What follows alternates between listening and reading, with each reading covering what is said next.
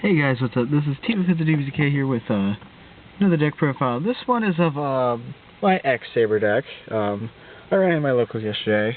Here's the profile. You got 3 Bogart Knight. Bogart Knight's like the main card of the deck. He does his work. He does his job. He does 1900 attack. That's it. Airbellum.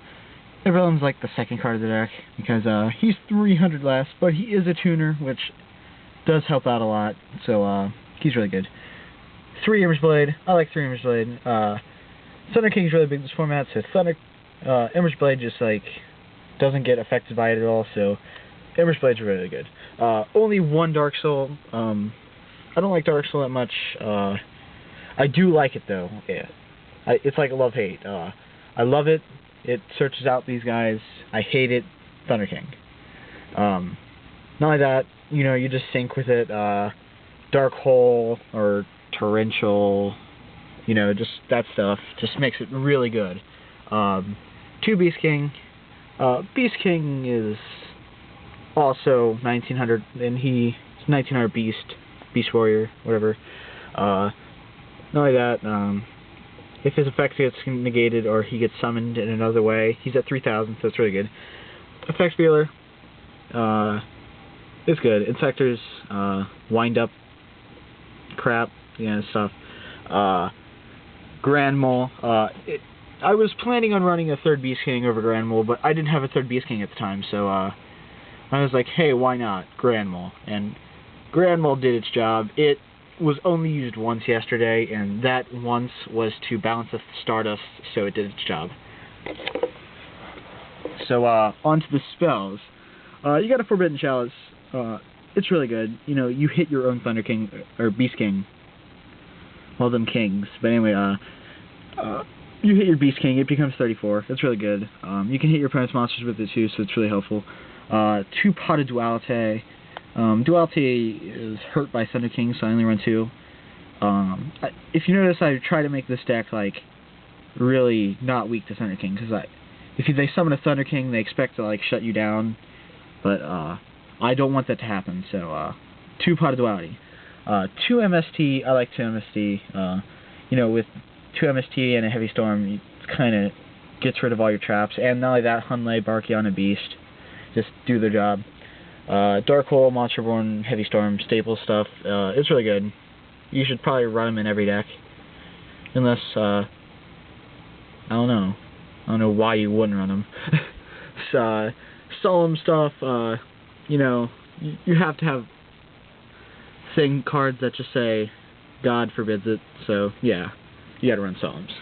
Horn of the Phantom Beast. Horn of the Phantom Beast is good. Like, it's my favorite card in the game. Duelist Revolution, that's why it's on the Duelist Revolution mat.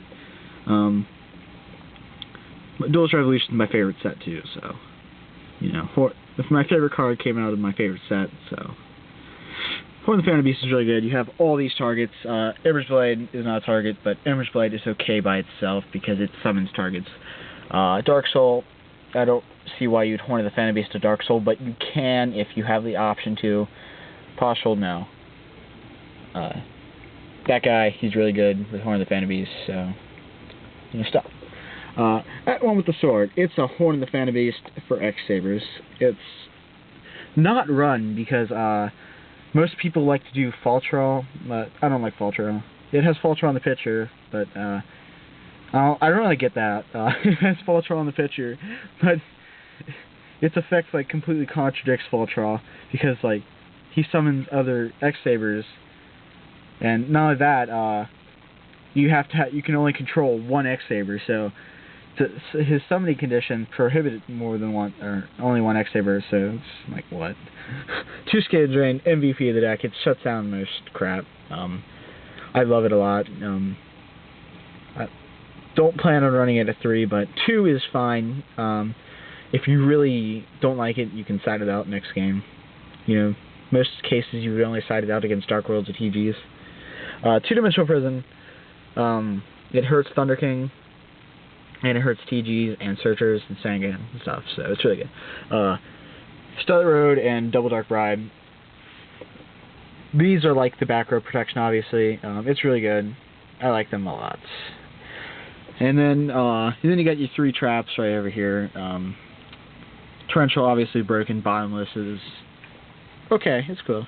And then we got Vanity's Emptiness. Now, if you don't know what Vanity's Emptiness does, it's like my replacement for Royal Oppression ever since Royal Oppression got banned. Pretty much neither player can special summon monsters, and when a card from the deck or the field gets sent to my graveyard, it gets sent to the graveyard. So I like that a lot. Its effect is really good. Like, sure, MST for your opponent is a -1, but the fact that if they attack your Ember's Blade while you have Vanity's Emptiness out, you get to still summon from Ember's Blade.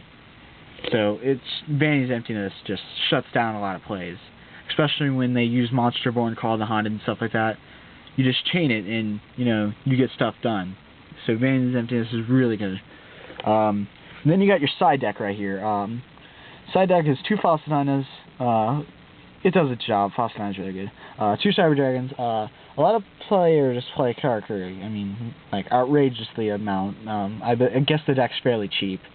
So, I don't know. I've never looked at Karakuris before. The only one I pulled was a burrito, and I traded it off for something. DD Crow is good. Itching Light is good. MST, good. Mind Crush, good. Now, the stuff I want to talk about. Goes in Match and Rivalry of the Warlords. Now, these cards are just amazing. Like, you're most likely not going to summon more than one monster at a time because you want to have an alive at one with the sword. But after at one with the sword activates, you can summon monsters, of course. But these cards right here are just amazing. If you get these out, a skill drain, maybe even with it, it completely shuts down the opponent. Like, I was versing this plant player, and he 1-for-1 dandied and summoned Spore, and I just activated Rivalry. Actually, I activated Goes in Match. That's the attribute one. And he was stuck on Wind. And later, he summoned Debris Dragon, and I hit his Debris Dragon with Skill Drain. So at that point, he couldn't do anything, because he was stuck on Wind. He couldn't synchro with the Spore, because Spore was a tuner. He couldn't go into Formula and choose Light out of nowhere, because, you can't do that randomly. So Goes in Match is just really good. Rivalry of the Warlords, same thing. Depends on what the matchup is, that's why it's in your side deck. So, I'm not going to show my whole extra deck, because my Stardust got stolen somewhere, but pretty much the only special cards that you wouldn't run in a normal extra deck is probably the Barkion Beast, Hunley, and I forgot his name. Adams. I never went for him. I don't synchro ever, except for Beast. That's actually the only reason I run Postural, is just because of Beast. I was thinking about taking it out for something, maybe a third outbound, because this deck likes a lot of targets. There's my extra deck right over there, but this deck likes a lot of Beast targets. So yeah. So anyway, I'm going to talk about a few other things. That's the end of the deck profile. I'm going to talk about what happened at my locals yesterday. Now, this is actually a very funny story. I usually go to this another place that holds tournaments, and not the best players go there. There's a few good ones, there's a few decent ones, and there's just like a bunch of kids who grab cards out of a box. Yeah.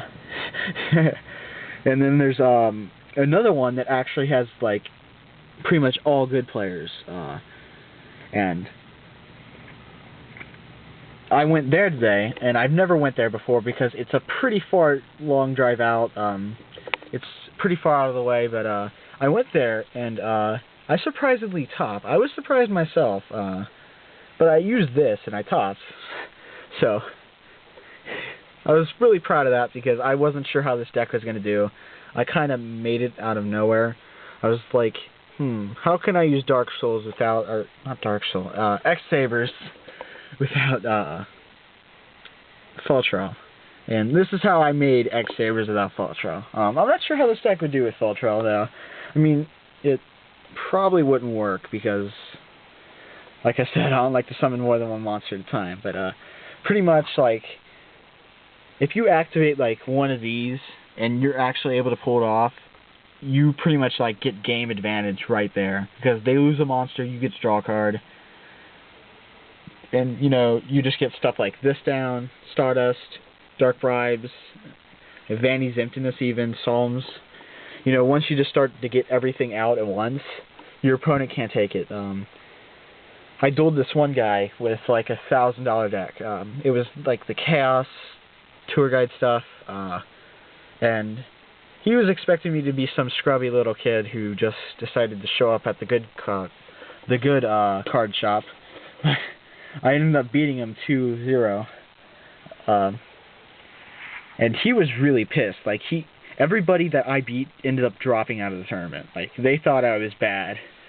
I mean, I'm not that bad. I mean, I make misplays occasionally. I don't make game-losing misplays. I usually don't do that. But, you know, I was really proud of this deck. I was like, I'm not sure how much this deck costs because I usually just take cards off my team. I don't really spend any money on this game. That's why I'm mostly dueling network videos. I managed to get these cards off my teammates, so they're really cool. Yeah. They even gave me this mat signed by them, of course. Z spelled Team Offensive wrong because he's just that awesome, and he likes to offend people. And he even signed it for me over here. So yeah, I got a signed mat by one of my teammates. I feel pretty proud. But anyway, that's the deck profile of X-sabers and Team Offensive.